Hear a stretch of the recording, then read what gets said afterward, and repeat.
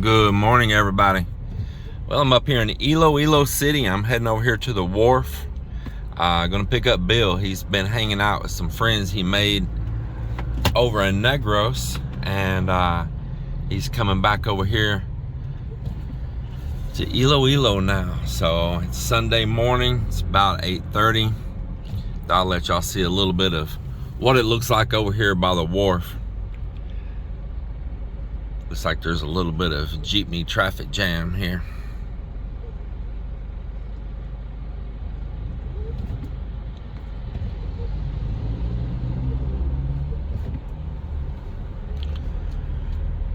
So I'm not exactly sure. Oh yeah, I know which one he's coming in on. I know which one.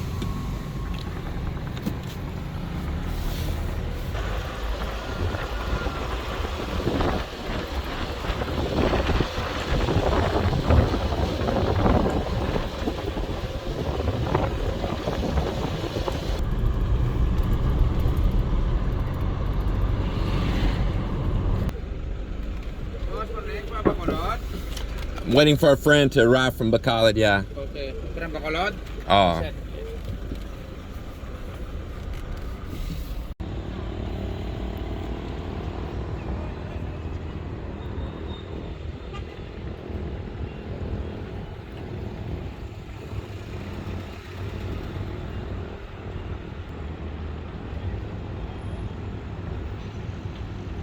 Nice. Cloudy morning, a little overcast, a little light breeze, feels really good. Well, I want to talk to you a minute about things up here in Iloilo City. I don't cover the city itself a whole lot, and maybe I should. So Iloilo City, I've seen it go through a lot of changes in the years that I've been here. The airport used to be down where Mega World is at, and all that beautiful district used to be the airport. Put a little time in here. I was in my mid-30s when I came here to the Philippines. I didn't come here as a retiree. I came here because I was soul searching. I was looking for some place in this world that I could be happy, and tried out different places in the Philippines, but in Negros and Iloilo here, I really liked it. I really liked the Visayan region, and I found that I was most comfortable here in Iloilo. Just something about this city got in my heart, and it stayed in my heart. And even though I'm not a citizen or nothing like that, of course I'm an American from Texas, I'm very Iloilo proud. I am a real patriot of this city, and so I call it my city or our city, even though I'm just an immigrant here, you know. Just like Melinda's an immigrant in Texas, but she's kind of Texas proud too. Do you know when you love something and it's been the biggest part of your life, and where you find happiness, and you've really put yourself into the community, and you're a part of your community, and that's where you live, that's where you wake every day, that's where you sleep every day, and that's where all the people around you that you're enjoying with and sharing life with and loving with, well, then I think you got a right to say my or our, even though you may not be a technical passport holder of this country. So I got a lot of Iloilo pride, and I like watching this city improve and progress, and it does. It's changed leaps and bounds in the times that I've been here. Let's go over to the Iloilo River, where the Esplanade and all is. This river right here, it winds around, it goes up into the city further and moves up inland to its headwaters. I seen it where it was just covered with squatters out into the water. It was a mess. I mean, I'm not gonna lie, it was a mess. And the leadership here, the government here, said, we're gonna clean that up. And of course, a lot of us read that in the news articles and stuff back then, and we hear it on the news, and we're like, it's not gonna happen. Wrong. Man, when they said they were gonna do it, they did it. They cleaned that river up. They removed all those squatters. They addressed the pollution issues in the water. They planted mangroves along the sides of the shorelines down through there. They built this esplanade, and it was just like, holy cow, they really did it. Then we can go over to Fort San Pedro. Fort San Pedro was the same thing. It was just tons of squatters, and all these ferries came in on the water right there, and it was just such a mess. I used to go across to Gimmerus right over there. That's where we get on and go to Gimmerus not very long ago. And all of a sudden they announced they're going to clean that area up over there. And this time we're like, maybe they will, because they proved everything true the first time. And by gosh, they did. They cleaned it up. Then the government went all through the Philippines building these new Philippine port buildings right here. They kind of give them matching architecture all over the country, everywhere. And they built this here at the wharf, and it was a huge improvement. And it got a little bit congested in here though, so recently they've moved the ferries, like for cars and all, going over to Bacolod. Not just the walk-on passenger ferries, but the ferries for ro-ros going over to Bacolod. They transferred all of them down to the Dumangas port. Now the Dumangas port is it's outside the city. It's maybe 45-minute drive outside the city, and you're going to go out into a flat area right out there. There's a lot of fish ponds there. So it's really a lot of fish ponds there. They raise many different kinds of fish: milkfish, pantat, which is catfish. They raise a lot of mud crab out there in those areas and all. So when you come in at Dumangas, it may not be the most beautiful area to come in at that port, 45 minutes out of the city, but it's what they had to do to relieve some congestion in here on this wharf, with so many automobiles lining up in here trying to get onto a ro-ro. It was a little bit of mayhem. And so what they did is they left where the cars getting on for the Gimmerus port, going just nearby right here to the island of Gimmerus, they still load on right here in the city, just right down the way here. Just all right down the way there, where you see that bend, is ferries that line up, and they are going over to the nearby island. That's just a very short ride, 15-20 minute ride across the water right there.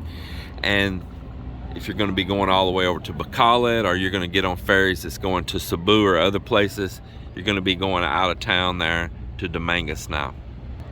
They still did have that Fast Cat, that big catamaran style ferry that was a ro-ro with cars that was going over there to Bacolod as well, but they transferred it also out to the Dumangas port. So if you're just on a passenger ferry without a vehicle, without a motorcycle, and you're going to come into Iloilo and you're in Bacolod, for instance, well, take one of them like Ocean Jet, Weesum. There's several different ones that are passenger only, and they're pretty quick getting over here, and they come in right here in the city to this wharf right here on Iloilo River. Ask them where it comes in, because if you come out to the one at Dumangas, you're going to have to take bus rides or jeepney rides and all to get back into the city, and it's a little bit of a journey. So definitely try to take one of those coming in. Now, this city has had so many other improvements. Right now, they built a new grandstand. It's right there. Let me show you. Right through the other side of this little building, you can see the seating back up over there. That's a grandstand along the road right there that follows around by the river. And there used to be a grandstand over a block or two over right there, and they moved it out along here, and that's mainly for like the big festivals, like the festival coming up here soon. And they will have all the events and all happening down through here. The mayor here is just amazing. He has been a long time mayor. He's done everything he ever says he'd do. He has the greatest intentions.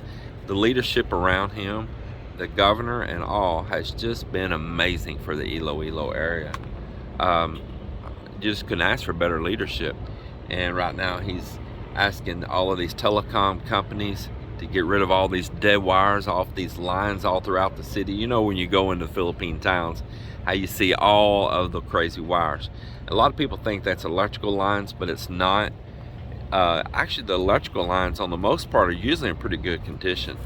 It is the cable TV, the telephone, the fiber optic cables, all of this, and the way they run them, and the way they'll run a long cable a very long distance to someone's house because there's not a whole lot of junction boxes. And people don't pay their bill, they discontinue service, a line gets damaged, they don't take down the old line, they just put up a new one, and it starts building up and becoming clutter. And the mayor, he's wanting it all cleaned up. And in the downtown area, they're moving all the utilities, power poles, everything below the ground. And they're also cleaning up some districts in the old downtown, that's the old city proper, and they're actually knocking some old buildings down and they're putting some new buildings up. It's a very progressive city. There's some people that's dubbing it that it's going to be the new BGC. And if you don't know anything about BGC, well, just check that out. Look it up. Look up about it up in the Manila area near Makati and all. BGC. It was Makati was the really nice place. Then BGC became even a nicer place. Well, we are having a lot of improvements here. I wouldn't say necessarily it's going to be just like BGC, but there is major improvements. There is a very clean, progressive, nice, just full of pride town, city, and I'm proud. I'm proud to live here. I love the people. The people have very good attitudes. The crime is super low. They don't tolerate all the mayhem here. It's a safe place. You have lots of choices. There's so many different malls. Good morning. Good morning. There's so many different malls. There's just so many choices. And there's continuing to be more malls. Yeah, it's a nice place, and it's a lot of growth, good income going on around here. There is still some poverty. It's just the way it is. There is still some poverty, but it's a good place. You can still find affordable property here. It hasn't been overrun just yet, but the prices are beginning to increase. So if somebody was going to try to buy in this area, you'd probably want to be trying to find those bargains, those deals now. I say in 2 or 3 more years, they're going to get slimmer and slimmer. It is really a place that you probably want to find something now. It is a re-emerging city. And when I say re-emerging, is that Iloilo used to be one of the grandest places, even in Southeast Asia. Manila and Iloilo City. Iloilo City was a very wealthy port town long ago. And it has a lot of old Spanish blood here and a lot of old Spanish money here as well. So the city went through a little bit of a slump. It hit some low points, and over the past probably 2 decades, it has been on nothing but a reemergence. And in the past decade, it has just been phenomenal, the improvement and the growth here. The typhoons don't hit as strong here because they come usually in from the east side, Pacific side, and they go across and hit, you know, Samar and Cebu and all those places. And they've hit mountain chains and weakened down by the time they get over here.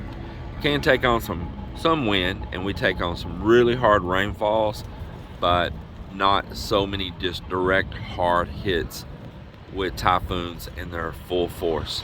So it's another nice benefit of this city. It already has good shipping traffic lanes through here, and so it's a regular route for ships anyway. So they're looking at this being a major port in a major port community, and they're looking at also reviving the old train rail system that went across the island. We'll see how that turns out, but they are talking about reviving the old train, the old railway, and building a new modern railway. So we'll see how that happens. But usually here, if they say something in this city that they're going to do it, they do it. Well, I'm going to close this video out, and I'll give you a little bit of my opinion and my ideas and stuff of Iloilo City. I'm going to wait for my friend to arrive. If you want to learn more about this city and you want me to share more videos about it, well, I'm happy to do so. Everybody, take care out there, and we'll talk to you soon. God bless.